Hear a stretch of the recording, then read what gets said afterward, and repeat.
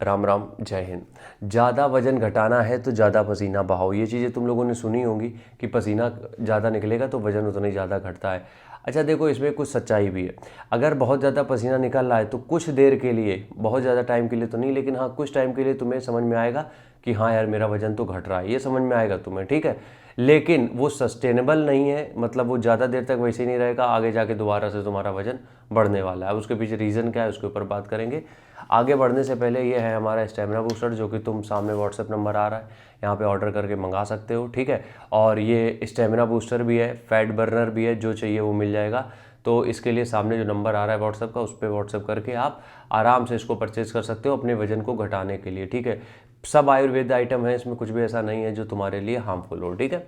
अब हम बात कर रहे हैं किसकी, अब हम बात कर रहे हैं कि क्या कहते हैं पसीने से वजन कैसे घटता है। देखो क्या होता है, हमारी बॉडी में मेन जो चीज़ें होती हैं वो तीन होती हैं। एक तो वाटर, दूसरा होता है मसल्स, और तीसरा होता है फैट। बाकी भी होते हैं लेकिन तीन मेजर पोर्शन होते हैं, मसल, फैट और हम वाटर, ठीक है। ये इस तरीके से बॉडी बनी हुई है तो बहुत सारी चीज़ें, सेल्स और बोन्स, ब्लड, बहुत सारा सा, लेकिन हम तीन मेजर चीज़ों के ऊपर बात कर रहे हैं।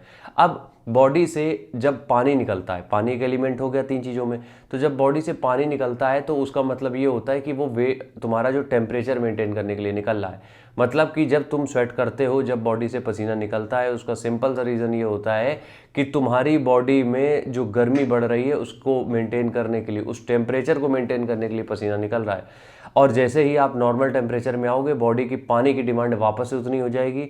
तो अगर मान लेते हैं कि पसीना निकाल के तुमने आधा किलो 1 किलो वजन कम कर लिया, मान लेते हैं, लोग कर लेते हैं एक दिन में, तो अगले ही दिन जैसे ही तुमने वाटर इनटेक अपना वापस से वही किया, सेम वेट पे आ जाओगे, कोई फर्क नहीं पड़ने वाला है। तो इंस्टेंट फैट लॉस के लिए, इंस्टेंट वेट लॉस के लिए तो पानी वाला वेट लॉस ठीक है, पसीना जो निकलता है, बट ये सस्टेनेबल नहीं है। दूसरी बात करते हैं मसल। तीन चीज़ों से है बॉडी, मसल, फैट और पानी। पानी तो वापस से हो जाएगा, मसल बिल्ड करना इतना ज़रूरी है। देखो मसल का जो वेट होता है वो ज़्यादा मतलब कंसीडर नहीं किया जाता है कि इसको तुम्हें कम करना है या फिर, क्योंकि जितने मसल होगा बॉडी उतना अच्छा रिस्पॉन्ड करेगी। तो मसल्स का वेट तो हमें चाहिए, तो इसको तो हम कुछ कर नहीं सकते।